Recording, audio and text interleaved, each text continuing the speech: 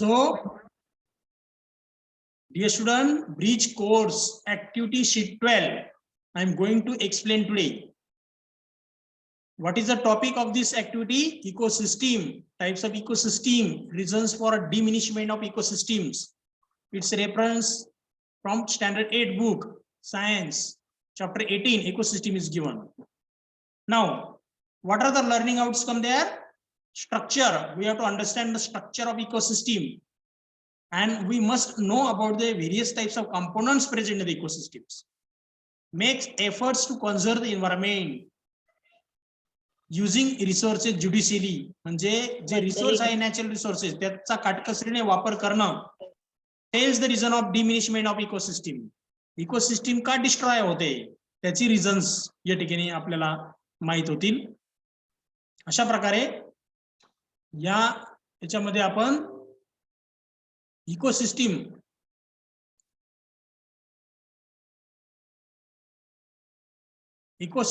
their types and the components of the ecosystems. कोणकोणते component आहेत ते या ठिकाणी आपल्याला बघायचे. Now living organisms and their habitat environment are correlated with each other. Living organism and their habitat म्हणजे जेवढे काही लिव्हिंग ऑर्गॅनिझम आहेत, various species of plants and animals, environment and correlation म्हणजे वातावरणाशी त्याचं फार नातं जोडलेलं आहे. कोरिलेशन इच अदर, बायोटिक म्हणजे सजीव आणि निर्जीव एकमेकांसाठी जोडले गेलेले आहेत, त्यांचे रिलेशनशिप आहे. The structure form due to this reciprocal relationship is called an ecosystem. So ecosystem म्हणजे काय? All the living and non living things interrelate to one another, that is called ecosystem. Biotic and abiotic factors are their interaction from an ecosystem. Biotic म्हणजे living आणि abiotic म्हणजे non living. हे जे factors आहेत living आणि non living एकमेक, जसं oxygen हा non living आहे आणि ॲनिमल हा लिव्हिंग आहे, म्हणजे लिव्हिंग आणि नॉन लिव्हिंगची गरज आहे की नाही, इंटर रिलेशन आहे, ते फार महत्वाचं आहे. Living organism need biotic as well as abiotic factors. Plants, animals, microbes हे कोणते आहेत? बायोटिक फॅक्टर्स, बरोबर आहे. आणि अबायोटिक फॅक्टर कोणते येतील मग? सॉइल आहे, सनलाइट आहे, टेम्परेचर आहे, हे अबायोटिक फॅक्टर आहे. आता सनलाइट असेल तरच प्लांट ग्रो होतील, तरच फोटोसिंथेसिस होईल. म्हणजे प्लांट ह्या लिव्हिंग आल्या आणि सनलाइट हा नॉन लिव्हिंग आला, म्हणजे त्यांचं इंटरॅक्शन आलं की नाही. टेम्परेचर हा सुद्धा महत्वाचा पॉइंट आहे. Yes, so there are the interaction. You can see in the picture कशा इंटरॅक्शन केलेलं बघा. Interaction among factors of an ecosystem. Yes, so Biotique factors and abiotic factor. आता अबायोटिक फॅक्टर बघा काय काय आहेत? न्यूट्रियंट्स आहे, सोलर एनर्जी आहे, कार्बन डायऑक्साईड आहे, नायट्रोजन आहे, वॉटर आहे, मिनरल, या सगळ्यांची आपल्याला गरज आहे की नाही प्लांट्सला, एनिमल्सला, बरोबर आहे. बघा फोटोसिंथेसिस करण्यासाठी प्लांटला त्याची गरज पडते, कारण फोटोसिंथेसिस साठी काय पाहिजे? सोलर एनर्जी पाहिजे, वॉटर पाहिजे, आणि लक्षात सॉल्ट अँड वॉटर, मिनरल्स आपण म्हणतो. मग त्यावेळेस फूड प्रोडक्शन केलं जातं, म्हणजे बायोटिक फॅक्टरला अबायोटिक फॅक्टरची गरज पडली. मग या ठिकाणी हीट पाहिजे, नंतर ही प्लांटला कोण खातं? एनिमल्स. नंतर ज्यावेळेस हे फोटोसिंथेसिस होतं त्याची हीट बाहेर येते, ऑक्सिजनची निर्मिती होते. Animals consume food from plants, आपण प्लांट्सला खातो, म्हणजे एनिमल्स हे प्लांटवर डिपेंड असतात. म्हणजे आले बायोटिक फॅक्टर्स. बायोटिक फॅक्टर म्हणजे प्रायमरी, सेकंडरी, टर्सरी कन्झ्युमर्स असतात, है की नाही. Primary consumers, secondary consumers, tertiary consumers. आता याच्यामध्ये बघा या ठिकाणी टायगर कोणावर डिपेंड असतो? हर्बिव्हरस एनिमल्स, म्हणजे डिअर असेल, शीप असेल. Yes, so minerals are release. हे एनिमल मेल्यानंतर त्यांची बॉडी ही डिकम्पोज होते, त्यावेळेस आपल्याला खत बनतं, म्हणजे मिनरल्स तयार होतात. नंतर मायक्रोब्स असतात, डिकम्पोजिशन करतात ते काम, आणि परत हीट बाहेर फेकली जाते, आणि अशा प्रकारे अबायोटिक फॅक्टर तयार होतात, म्हणजे nutrients, solar energy. So in the ecosystem, plants produce food, so they are called producers. Ecosystem मध्ये प्लांट्स हे आपल्यासाठी अन्न तयार करतात, म्हणजे प्लांट्स काय झालं? प्रोड्युसर झाले. Other living organisms depend on them, म्हणजे आपण त्या प्लांटवर डिपेंड असतो, म्हणून आपल्याला काय म्हणायचं? Consumers. Producers means those produce food. Who produce food? plants. So plants are producers and plants are eaten by humans. So we are the consumers. आता consumers मध्ये आता समजा ग्रासहोपर आहे. ग्रासहोपर हा गवत खातो, म्हणजे ग्रासहोपर हा पहिला कंझ्युमर आला, म्हणजे तो प्रायमरी कंझ्युमर झाला. ग्रासहोपरला कोणी खाल्लं? फ्रॉगने, म्हणजे फ्रॉग हा सेकंड कंझ्युमर आला, म्हणून त्याला सेकंडरी कंझ्युमर. फ्रॉगला कोणी खाल्लं? स्नेक. स्नेक हा तिसऱ्या टाईपवर आला, म्हणजे टर्शरी कंझ्युमर्स. अशा प्रकारे प्रायमरी, सेकंडरी आणि टर्शरी कंझ्युमर्स चे डिव्हिजन आहे. त्याच्यानंतर हे सगळे ॲनिमल्स मेल्यानंतर त्यांची बॉडी सडण्याचं काम कोण करतं? मायक्रोऑर्गॅनिझम्स. म्हणजे त्यांचे डिकम्पोजिशन डेड बॉडीचं कोण करतं? मायक्रोऑर्गॅनिझम, ज्याला डिकम्पोजर्स म्हणतात. So you will notice the types of ecosystem from this observation of the figure and the chart given below. Also write the names of different living organism in the chart. बघा याच्यामध्ये grassland ecosystem, इकोसिस्टमच्या type आहे बघा grassland. आता producers काय आहे? गवत, grass. मग कोण खाणार इथं? इथं काय येणार? Grasshopper, frog. प्रायमरी कंझ्युमर, आता ग्रासला कोणी खाल्लं? काऊ. बरोबर आहे. Grass eaten by cow, cow eaten by wolf, wolf eaten by lion आणि lion eaten by microorganism species. म्हणजे प्रोड्युसर हा ग्रास आला, प्रायमरी कंझ्युमर कोण आला? Cow, secondary consumer wolf, tertiary consumer lion आणि डिकम्पोजर्स. बरोबर आहे. आता या ठिकाणी काय येणार? सेकंड मध्ये तुम्ही जर घेतलं समजा, for example if we see, suppose इथे मी ग्रास लिहिलं, grass. Grass is eaten by grasshopper. Grasshopper. Grasshopper is eaten by frog. Okay. Frog is eaten by snake. And snake eaten by wag. किंवा मायक्रोऑर्गॅनिझम अशा प्रकारे. म्हणजे या ठिकाणी ग्रास हा प्रोड्युसर आला, ग्रासहोपर हा प्रायमरी कंझ्युमर आला. बरोबर आहे. उल्फ हा फ्रॉग हा सेकंडरी आला कंझ्युमर, आणि स्नेक हा टर्शरी कंझ्युमर, आणि हॅवॅक हा डिकम्पोज. म्हणजे या ठिकाणी डिकम्पोजर मध्ये मायक्रोऑर्गॅनिझम जर आले तर डिकम्पोजर्स आहे की नाही. Then next same example you can mention here, any example. Now next आहे, ही झाली ग्रासलँड इकोसिस्टीम. सेकंड आहे फॉरेस्ट इकोसिस्टीम. बघा फॉरेस्ट इकोसिस्टीम मध्ये बघा, फॉरेस्ट मध्ये जंगल, टिक प्लांट आहे. Teak plant primary consumer. त्या टिक प्लांटला कोण खातं? ग्रासहोपर. ग्रासहोपरला कोणी खाल्लं? लिझार्ड. लिझार्डला कोणी खाल्लं? टायगर, अस्पिरिजलस. अशा प्रकारे. तिसरी इकोसिस्टीम आहे ॲक्वेटिक इकोसिस्टीम, म्हणजे समुद्रामध्ये असणारी. बरोबर आहे. प्रोड्युसर्स. आता प्रोड्युसर्स ॲक्वेटिक प्लांट्स म्हणजे प्रोड्युसर असतात, त्यांना कोण खाणार? स्नेल. सेकंडरी कंझ्युमर स्मॉल फिशेस खातील स्नेलला, आणि स्मॉल फिशला कोणार? लार्ज फिशेस, आणि लार्ज फिशेसला मेल्यानंतर fungi. Yes. So this is the third type of ecosystem, that is aquatic ecosystem. So diminishment of ecosystem म्हणजे काय? इकोसिस्टीम का डिस्ट्रॉय होते? बघा, ecosystem that were in good condition a few years ago are diminished due to many human activities and interference in nature. For example, increased population, increased urbanization, industrialization, increased traffic and tourism. These human activities are responsible for diminishment of ecosystem. Ecosystem damage होण्याचं काम काय आहे? कारण काय आहे? बघा, ecosystem that were in good condition a few years ago, म्हणजे काही वर्षापूर्वी इकोसिस्टीम ही चांगली होती, सगळे टायगर, लॉयन हे अवेलेबल होते, परंतु कालांतराने ती नष्ट होत गेली. का नष्ट होत गेली?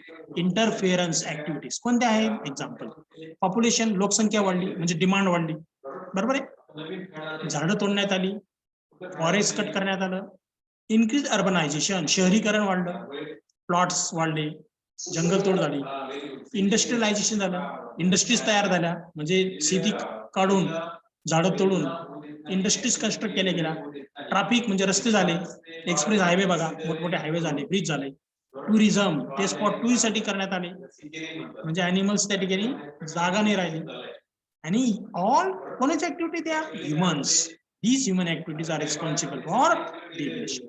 हे उत्तर तुम्ही लिहायचे. So questions given, answer the following. Write the names of ecosystem found in your village. तुमच्या गावामध्ये कोणते इकोसिस्टीम आहेत? ग्रासलँड आहे की नाही? ग्रासलँड आहे. फॉरेस्ट इकोसिस्टीम, कंच जंगल असेल, फॉरेस्ट इकोसिस्टीम लिहा. एखादी समजा डॅम किंवा समुद्राजवळ असेल तर एक्वेटिक इकोसिस्टीम. ठीक आहे. List the producer and primary consumer that are found in farmland field. शेतामध्ये प्रोड्युसर म्हणजे कोणते? ग्रास आहेत. गवताचे प्रकार लिहा, काय प्रॉब्लेम नाही. प्रायमरी कन्झ्युमर कोण आहे? ग्रासहोपर आहे. बरोबर आहे. भरपूर किडे आहेत त्या ठिकाणी. Classify the following organism are primary, secondary and tertiary consumers. करता येईल तुम्हाला. प्रायमरी म्हणजे जो गवत खातो है की नाही, छोटा किडा.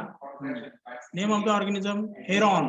Type of consumer, nutrition level ते सांगायची. फ्रॉग, स्नेल, हा किडा आहे की नाही, म्हणजे हा झाला प्रायमरी. रॅबिट कोणता आहे? गवत खातो.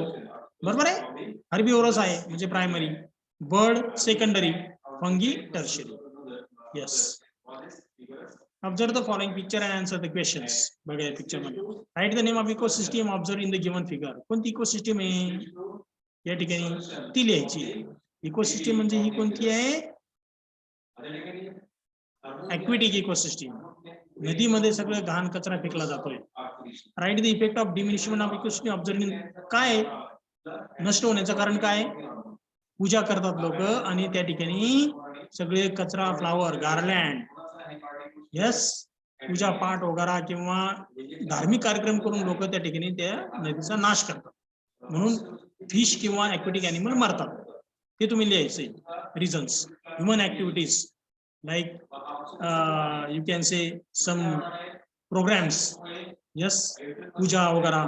So they are throwing the garlands, yes, and other materials related to puja. So that's why it destroy the rivers and that destroy the fishes and other aquatic animals and plants. Right, the effects of jala. What do you to prevent the diminution of system? काय करू शकतो तुम्ही या ठिकाणी? बंदी आणायला पाहिजे ना या ठिकाणी, किंवा नदीमध्ये टाकण्यासाठी बंदी घातली पाहिजे. त्यासाठी एक सेपरेट कुंडी केली पाहिजे. त्या कुंडीमध्येच त्या पाण्यामध्ये लोकांनी टाकलं पाहिजे. हे रिझन तुम्ही सांगू शकता. Observe the following figure and answer the questions. Write the names of biotic and abiotic factor. कोणकोणते बायोटिक या ठिकाणी? टायगर आहे, बर्ड आहे, एलिफंट आहे, हे की नाही, फिश आहे, येस, क्रोकोडाईल आहे, स्नेक आहे. हे बायोटिक आहे. बायोटिक आहे ग्रास, हे की नाही, trees, yes, aquatic plants. These are the biotic. आणि abiotic आहे oxygen, air, oxygen, air, carbon dioxide, water, हे abiotic factors. Carefully observe the given diagram and draw food chain for the same. Food chain याची लिहायची तुम्हाला.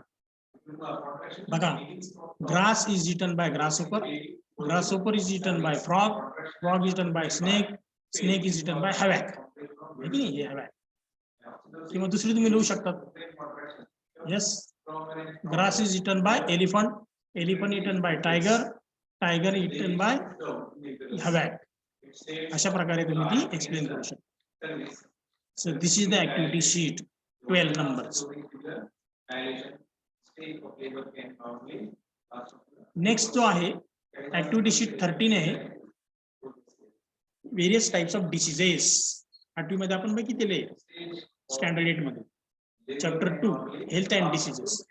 Learning outcome काय आहेत? Understand the useful and harmful microorganisms on the basis of their property, structure and functions. कोणत्या organism useful आहे, कोणत्या organism disease produce, रोग फैलवतात, त्यांना हार्मफुल मायक्रोऑर्गॅनिझम म्हणायचं. Classify various diseases that occur in humans. मानवामध्ये कोणते डिसीज होतात त्याचं क्लासिफिकेशन, वर्गीकरण करायचंय. Tells the symptoms of disease. Symptoms काय? Let's took a look. Health.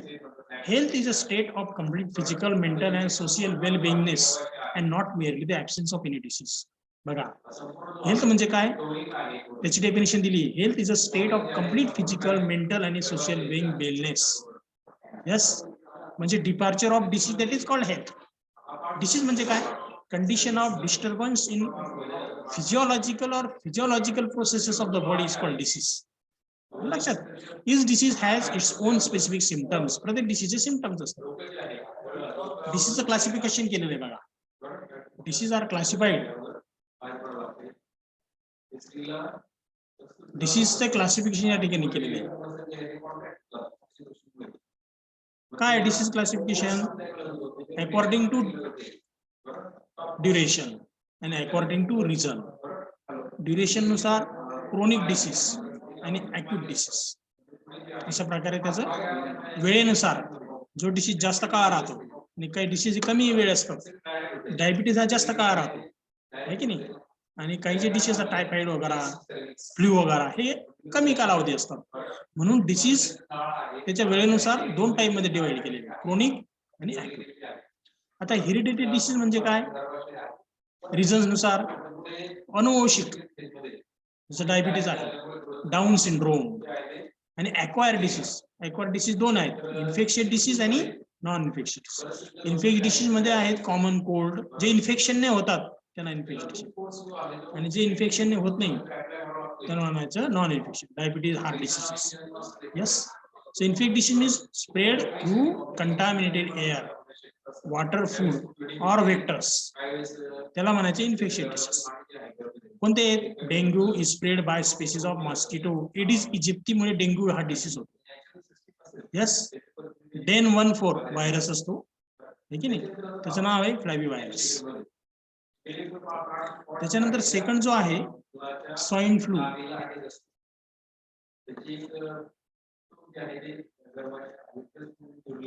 Swine flu कशामुळे होतो? यस. स्वाइन फ्लू डिसीज जो आहे बघा,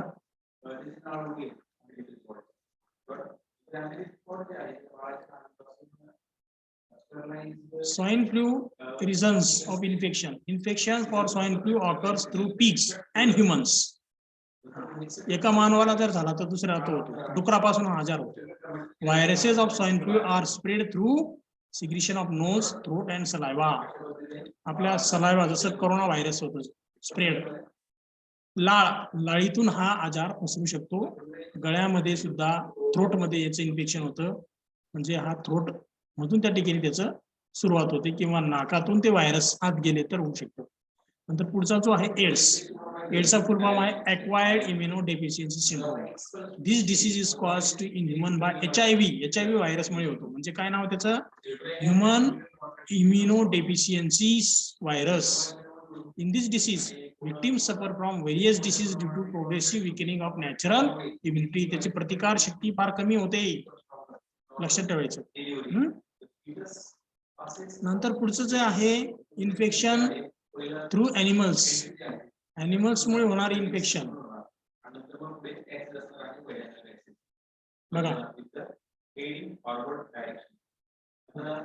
infection through animals,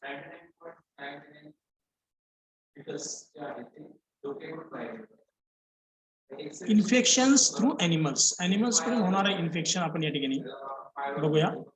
so which are the infections cause by animals? Rabies disease आहे, कुत्रा चावल्यामुळे किंवा बाकीचे एनिमल चावल्यामुळे होऊ शकते. This is a viral disease आहे. It occurs due to bite of infected dogs, rabbits, monkey. हे एनिमल जरी चावले तरी ते आपल्याला होऊ शकतं, किंवा cat. Virus enters the brain via neurons. आपल्या नर्वस सिस्टीम मध्ये व्हायरस एंट्री करतो आणि त्या माणसाचा जीव घेऊन टाकतो. खतरनाक डिसीज आहे रॅबिस. क्वेश्चन दिले बघा, latest practice, right the names of disease found in your area. भरपूर डिसीज आहे, त्यांचं नाव लिहून टाकायचे. डेंग्यू आहे, स्वाइन फ्लू आहे, आता कोरोना आलेला आहे नवीन, COVID-19. Analyst the various media responsible for spread of infectious disease. कोणकोणते मीडियम आहे? अस्वच्छता असणे, अनक्लिनिनेस है की नाही, stagnant water, drainage water. With the help of the internet gather the information regarding chicken pox. त्याच्याविषयी माहिती तुम्हाला नेटवर मिळू शकते. त्याचे सिम्पटम्स आणि ट्रीटमेंट काय आहे चिकन पॉक्सची, ते पण तुम्ही माहिती जमा करू शकता. Okay. Where do you see the waterlogged material shown in the picture and write hazards and can happen due to this? कुठे कुठे तुम्हाला हे दिसतं, त्याच्याविषयी तुम्ही तुमच्या मनानुसार ते लिहायचं. हा प्रश्न येणार परीक्षेला टेस्ट साठी, म्हणून तुम्हाला आठवीच्या पुस्तकामध्ये दिलेलं आहे, तुम्ही ते उत्तर तयार करा. म्हणजे या ठिकाणी अशा प्रकारच्या कंडिशन असतात. मॉस्किटो गटारीमुळे, नालीमुळे मॉस्किटो ग्रो होतात है की नाही, किंवा साचलेलं पाणी, त्याच्यामुळे डेंग्यू हा आजार वाढतो. आपल्याला माहिती आहे पावसाळ्याच्या दिवसात जास्त प्रमाण असतं त्याचं. अशा प्रकारे ऍक्टिव्हिटी शीट 13 आपण बघितली. So 2 activity sheet we have study today. Remember. Then next time we'll see the last remaining activity. शेवटची जी ऍक्टिव्हिटी ती आपण पाहणार आहोत पुढच्या हप्त्यामध्ये. अशा प्रकारे ही ऍक्टिव्हिटी. काही अडचण कोणाला? एकच ऍक्टिव्हिटी बाकी आता आपली आणि त्याच्यावर मग टेस्ट राहील पुढच्या आठवड्यामध्ये. ओके, फर्स्ट टेस्ट सॉल्व्ह करा प्रत्येकाने. So in this way the bridge course second activity, 2 topics we have finished here. So all the students, please go through the points and solve these questions and write in your notebook.